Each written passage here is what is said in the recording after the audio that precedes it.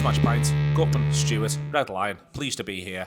Less pleased by the result, but simultaneously, I feel like Liverpool have had hard lines, and why that's good is last time Liverpool went to Brighton, I didn't feel as though they had hard lines at all. I feel as though they got the lines they deserved.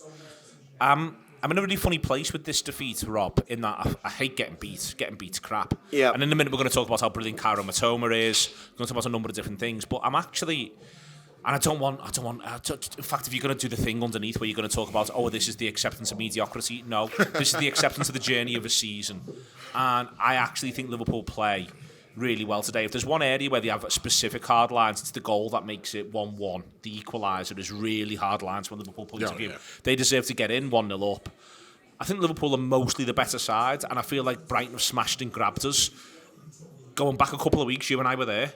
And Brighton did not smash and grab us, they dominated us. Today, this is a smash and grab. We cop for that. A draw would have been a fair enough result, had it gone okay. But I feel as though the Reds have had hard lines, and for me, that is actually a quite significant step forward. I'm always fascinated by the way that managers have to analyse, and coaching staff, teams have to analyse these things. Post-match videos. Yeah, they have to do this shit. And they have to go, right, let's take out what actually happened in moments which are sometimes extreme acts of fortune, right? And both Brighton's goals are acts of fortune in a certain sense. One, a literal fluke, and the second, just beyond their wildest expectations in terms of what the boy scores a worldie, right? And we'll come on to talk about that worldie. But the balance of the game is, it's a Liverpool game, I think by about 62-38. On 38, on balance. In the first half, I thought we were doing well, but by the second half, I thought what I liked the most is that we were dominating the game. Mm-hmm.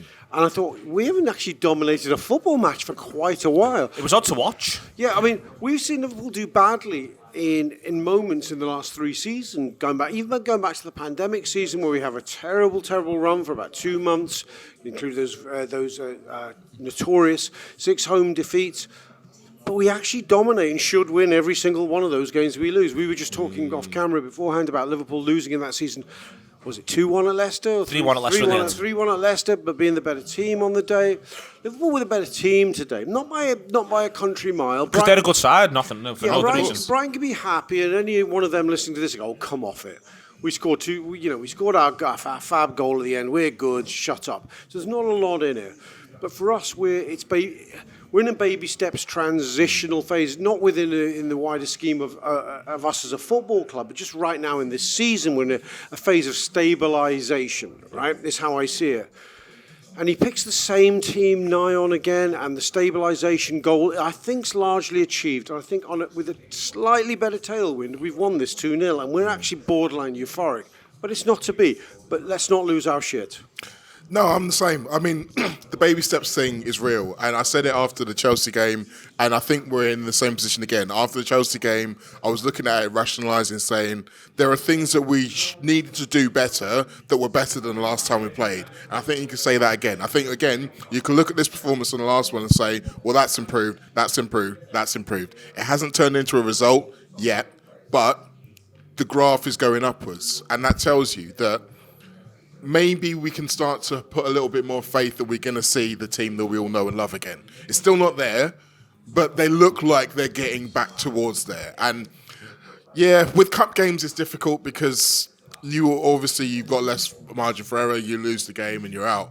But I'm not putting any blame on Liverpool for their 2 goals. You mentioned the first one's a deflection. I've already seen on social media, which I probably shouldn't have looked at, people starting to blame Joe Gomez for the Matoma goal. And it's really? Like, yeah. Wow. Seriously. It's not great in the build-up to the free kick being given away. I think that's worth pointing out. I think in general, Liverpool's shape for defending the free kick, Mo's not great. Yeah. Estupiñán's got so much room at the back post. I'm not putting that on any one person. But I think the blame that I saw was for people was for him diving in. And it's like, well, no, because him diving in like that is exactly what blocked the same shot that happened about 2 minutes beforehand. Yeah. That's what a defender's even though that one off Konate, it's still you've still got to throw yourself at it. And he throws himself on grenades. That's what he does. And that's what defending is about sometimes. I just think when you look at the things that were going wrong in the games, there's times when we were seeing the same performance, the same bad performance again and again, and we were looking at these players thinking, is this it? Are they out? Are we ever going to get them back?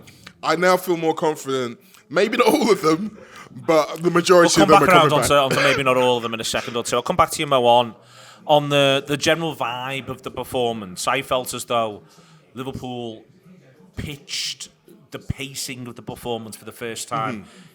I'm not going to say the first time this season. That's not quite right. It's not quite accurate. You don't beat Manchester City at home if you don't pitch the pace of the performance right. But what feels like the first time in a while and a bit of a rarity this season. I thought they found gears in a little bit of a way. I thought they were better second half than they were first. Out of possession in terms of shape.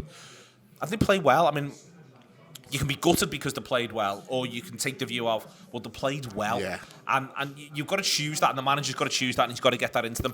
I just think they play well. I think they play well for 80 minutes. I mean, there's massive questions about 80 minutes onwards, but they play well for 80 minutes.